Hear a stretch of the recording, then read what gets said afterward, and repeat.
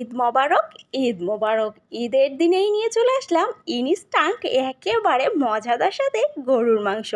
এটা রান্না করে খাওয়ালে সবাই আপনার প্রশংসায় পঞ্চমুখ। আসসালামু আলাইকুম আমার কলিজার ভাই বোনেরা, আপনারা সবাই কেমন আছেন? আল্লাহর রহমতে আমি অনেক ভালো আছি। আবারও চলে আসলাম ব্লগের নতুন একটা ভিডিওতে, নতুন একটা রেসিপির সাথে। আজকে দেখাবো ঈদ স্পেশাল গরুর মাংস রান্না করা। এটা একেবারে কিভাবে মজাদার করে তোলা যায় সেই রেসিপিটাই শেয়ার করব। প্রথমেই আমি এখানে নিয়ে নিয়েছি গরুর মাংস, একটু চর্বি হাড় সহ নিয়েছি যাতে টেস্টটা দারুণ হয়। এ পর্যায়ে আমি এটাকে নিয়ে সাথে নিয়ে নেব কিন্তু বাকি মশলাগুলো। দেখতেই পাচ্ছেন আমি চর্বি আর হাড় কতটা নিয়েছি। এবার আমি এখানে নিয়ে নিলাম বাকি মশলা। এখানে নিয়ে নিয়েছি তেজপাতা, একটা শুকনা মরিচ, এলাচ, দারচিনি। এবার দিয়ে দেবো এখানে পেঁয়াজটা একটু বেশি দেওয়ার চেষ্টা করবে, তাহলে কিন্তু বেশ ভালো লাগে।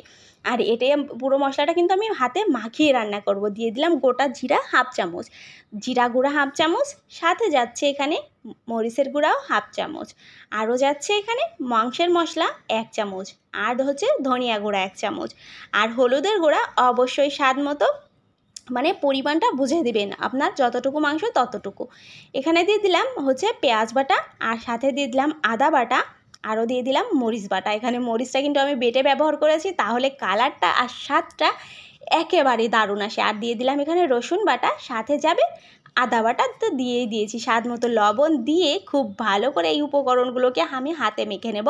আর রান্নাটা যেহেতু পুরোটা সরিষার তেলে করব, এজন্য দিয়ে দিলাম সরিষার তেল, মানে আমার যতটুকু লাগবে 4 থেকে 5 টেবিল চামচ পরিমাণ। এবার হাতে খুব ভালো করে এটাকে আমি মেখে নেব। একেবারে হাতে মাখাতে মাখাতেই মনে হবে রান্নাটা মনে হয় হয়েই গেল, দারুণ একটা ফ্লেভারও বের হয়ে যাবে। হাতে মাখিয়ে কিন্তু রান্নাটার স্বাদটা দারুণ হয়। আর যেহেতু এখানে দিয়ে দিয়েছি মরিচ বাটা, সেহেতু স্বাদ আর কালারটা কিন্তু সত্যিই দারুণ হবে। আমি দেখেছি মরিচ বাটা বেটে রান্না করলে কিন্তু কালারটা আর স্বাদটা দারুণ হয়। এজন্য আমার বড় খালা সবসময় মরিচ বাটা দিয়ে এখনও পর্যন্ত রান্না করে। আমি গেলে বলতাম, তুমি কেন এখন এই মরিচ বাটা দিয়ে রান্না করো? এখন তো মরিচটা গুঁড়া কিনতে পাওয়া যায়, এত কষ্ট কেন করো? কিন্তু সে বলতো মরিচ বাটা দিয়ে যে এত সুন্দর স্বাদ হয়, না খেলে তুই কেমনে বুঝবি? এজন্য আমি আজকে রান্না করে দেখলাম যে সত্যিই দারুণ হয়। এবার আমি এখানে দিয়ে খুব ভালো করে ঢাকা দিয়ে রেখে দিলাম। এখানে কিন্তু আমি একটুও পানি ব্যবহার করিনি। দেখেন গা থেকে অনেকটা পানি ছেড়ে দিয়েছে। এ পর্যায়ে আমি এটাকে আবারও খুব ভালো করে নাড়াচাড়া করে এখানে আরেকটুও পানি দেব, পানি দিয়ে আবারও ঢাকা দিয়ে রেখে দেব। কেননা এটা কিন্তু কুক হতে অনেকটা সময় লাগবে, যেহেতু গরুর মাংস দেখতেই পাচ্ছেন।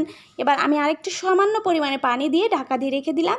হয়ে গেছে, অল ডান। দেখতেই পাচ্ছেন তেলটাও ছেড়ে দিয়েছে, আর এর স্বাদটা কী যে দারুণ হয়েছে। উপর থেকে তেলটা দেখতে পাচ্ছেন কতটা ছেড়ে দিয়েছে। আলহামদুলিল্লাহ, এর টেস্টটা যে এত দারুণ, আপনারা অবশ্যই এভাবে ট্রাই করে দেখতে পারেন। খেতে কিন্তু মাশাআল্লাহ ছিল। আর আমার এই রেসিপিটা যাকে যাকে খাইয়েছি সেই আমার প্রশংসায় পঞ্চমুখ। আপনারা অবশ্যই এভাবে ট্রাই করবেন। আজ এ পর্যন্তই।